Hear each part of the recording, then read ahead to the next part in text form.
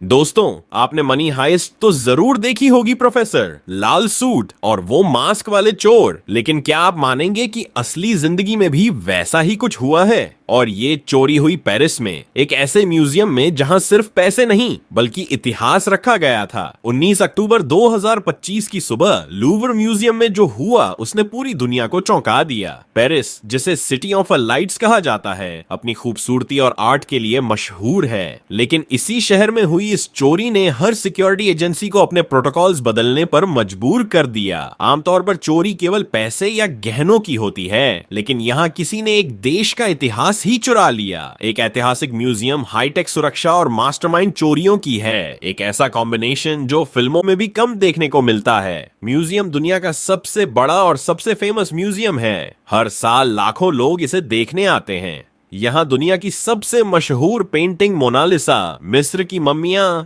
Greek और Roman मूर्तियां और फ्रांस के राजाओं के शाही गहने रखे हुए हैं।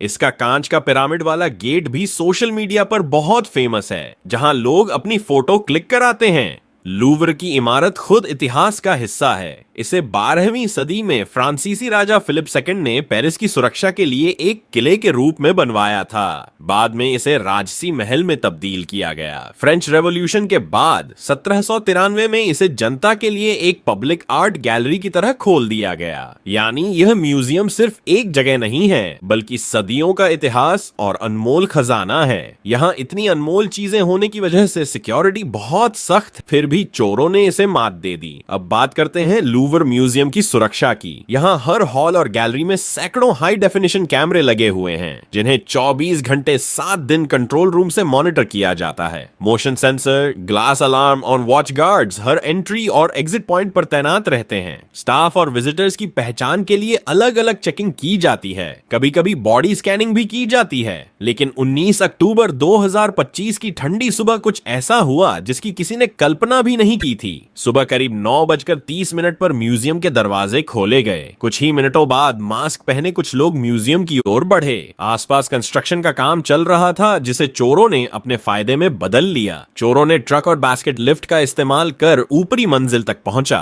उनका टारगेट था अपोलो गैलरी, जहां फ्रांस की शाही ज्वेलरी रखी हुई थी। कुछ ही मिनटों में पावर टूल्स से खिड़कियों का कांच तोड़ दिया गया और अंदर प्रवेश कर लिया गया। यह ऑपरेशन बिल्कुल मास्टरमाइंड लेवल का था, बिना किसी अलार्म के, बिना किसी गवाह के। चोरी के बाद जब सिक्योरिटी टीम को स्थिति का पता चला तो वहां का माहौल पूरी तरह हड़कंप में बदल गया। चोर केवल ज्वेलरी ही नहीं ले गए, बल्कि फ्रांस की शाही ऐतिहासिक धरोहर को निशाना बनाया। हर गैलरी में लगे कैमरे और सेंसर तब भी कोई ठोस सुराग नहीं दे पाए। जो सीसीटीवी फुटेज मिली उसमें चोरों के चेहरे मास्क से ढके हुए थे और उनके वाहन फर्जी नंबर प्लेट वाले थे। इस ऑपरेशन की परफेक्टिंग ने पुलिस और इंटरनेशनल सिक्योरिटी एजेंसियों की नींद उड़ा दी। हर कदम पर सवाल उठ रहे थे, यह चोरी अंदर से मिली भगत से हुई या यह किसी मास्टरमाइंड प्लान का हिस्सा थी।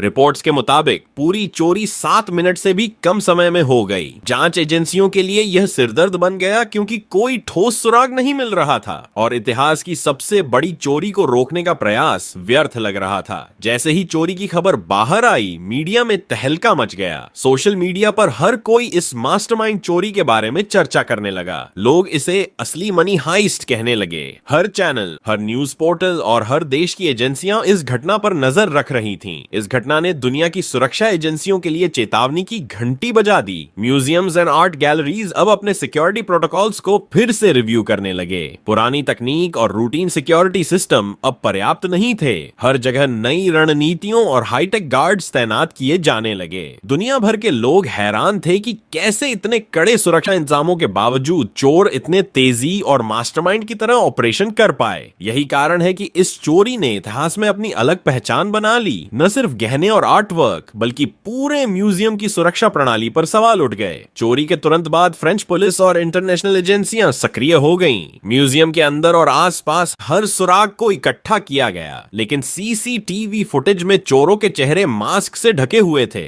और उनके वाहन भी फर्जी नंबर प्लेट वाले थे। इस वजह से जांच बेहद चुनौतीपूर्ण हो गई। जांचकर्ताओं ने म्यूजियम के हर एंट्री पॉइंट, डिलीवरी रूट और इमरजेंसी एग्जिट की समीक्षा की। इसके अलावा आसपास के निर्माण निर्माण स्थल और ट्रक रूट्स पर भी कड़ी नजर रखी गई। इसके बावजूद चोरों के अंदर से मदद की संभावना ने हर जांच को उलझा दिया। विशेषज्ञों का अनुमान था कि चोरों ने ऑपरेशन के लिए हाईटेक उपकरण, power tools and lift system का इस्तेमाल किया। उनकी योजना इतनी परफेक्ट थी कि जैसे ही खिड़की का कांच टूटा, अंदर पहुंचना आसान हो गया। इस ऑपरेशन को किसी अनुभवी मास्टरमाइंड द्वारा महीनों की योजना का हिस्सा माना गया। जांच के दौरान टाइमलाइन सामने आई। चोरी लगभग 7 मिनट के अंदर पूरी कर ली गई थी। सोचिए, सिर्फ कुछ मिनटों में किसी ने एक सैकड़ों साल पुरानी धरोहर तक पहुंच बनाई और गायब हो गया। यही स्पीड और सटीकता जांचकर्ताओं के लिए सबसे बड़ी पहेली बन गई। इतने कम समय में इतने बड़े निशान कैसे छोड़े बिना निकलना संभव हुआ? विशेषज्ञों ने कहा कि ऑपरेशन में स्पष्ट रूप से उच्च स्तर की तैयारी और कोऑर्डिनेशन था। एक टीम जिसने हर स्टेप एडवांस में प्लान किया होगा। अप्रोच, डिस्ट्रैक्शन, एंट्री और एक साफ फुस एग्जिट। आसपास के कंस्ट्रक्शन वर्क ने उन्हें छुपने का मौका दिया और वह शोर एक तरह का कवर बना। पर यही चीज जांच में दुविधा भी ला रही थी कि क्या यह बाहरी टीम थी या अंदर से किसी की मदद मिली। सबसे चिंताजनक बात यह थी कि किसी भी अलार्म या सेंसर प्रणाली ने तुरंत अलर्ट नहीं दिया। या तो सिस्टम को पहले से जाम या डिसेबल किया गया था, या फिर चोरों ने उस समय की प्रक्रियाओं का पूरा ध्यान रखा था ताकि कोई रेड फ्लैग न उठे। इस तरह के संकेतों ने जांच को साइबर और फिजिकल दोनों ही एंगल्स से देखने पर मजबूर कर दिया और हर नई थ्योरी के साथ सवाल और भी गहरा होता गया। जैसे ही चोरी की खबर बाहर आई, मीडिया में तहलका मच गया। TV channel, online portals and social media पर हर कोई इस मास्टरमाइंड चोरी के बारे में चर्चा करने लगा। इसे तुरंत असली मनी हाइस्ट कहा गया। लोगों ने अनुमान लगाना शुरू किया, यह चोर कौन हो सकता है। कोई आंतरिक मिलीभगत का शक कर रहा था तो कोई एक्सपर्ट्स की टीम। जांच में प्रमुख सस्पेक्ट्स की लिस्ट बनाई गई। इनमें म्यूजियम के स्टाफ, आसपास के निर्माण कार्य में जुड़े लोग और हाईटेक गैजेट्स एक्सपर्ट्स शामिल थे। लेकिन किसी के खिलाफ ठोस सबूत नहीं मिले। हर संभावना की जांच हुई, लेकिन चोरों ने ऐसा मास्टर प्लान बनाया कि सुराग नगण्य थे।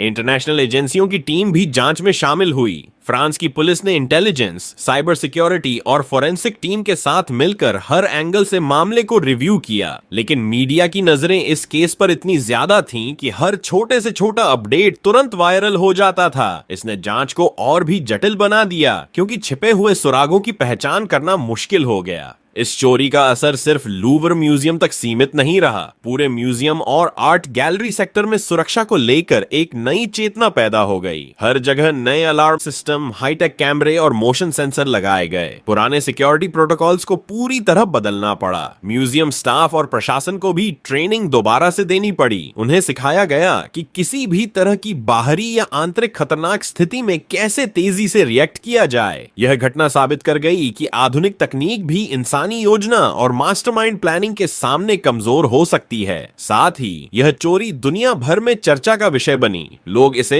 द परफेक्ट क्राइम और ऑफ द सेंचुरी कहने लगे। न सिर्फ गहने और आर्ट वर्क की सुरक्षा बढ़ी, बल्कि इतिहास की रक्षा और सुरक्षा के लिए पूरे म्यूजियम्स ने अपने सिस्टम को अपडेट किया। यह घटना आने वाले वर्षों तक सुरक्षा एजेंसियों और म्यूजियम्स के लिए मिसाल बनी। दोस्तों, इस चोरी ने साबित कर दिया कि मास्टरमाइंड की योजना और परफेक्ट ऑपरेशन किसी भी सुरक्षा को चुनौती दे सकता है। लूवर म्यूजियम की यह घटना न केवल फ्रांस बल्कि पूरी दुनिया के म्यूजियम्स और आर्ट गैलरीज के लिए एक चेतावनी बन गई। हमें यह भी सीख मिलती है कि तकनीक और इंसानी योजना के बीच हमेशा एक लड़ाई होती है। चाहे कितनी भी आधुनिक सुरक्षा हो, अगर कोई बहुत तैयारी करके और रणनीति बनाकर आए तो नुकसान होना संभव है। यही कारण है कि सुरक्षा एजेंसियों और म्यूजियम्स ने अब हर प्रक्रिया को फिर से मजबूत किया है। अगर आपको यह कहानी रोचक लगी तो वीडियो को लाइक करें, शेयर करें और चैनल को सब्सक्राइब करना न भूलें। कमेंट में बताइए आप इस चोरी को कितना मास्टरमाइंड ऑपरेशन मानते हैं, और अगली बार हम एक और रहस्यमय और दिलचस्प कहानी लेकर आएंगे।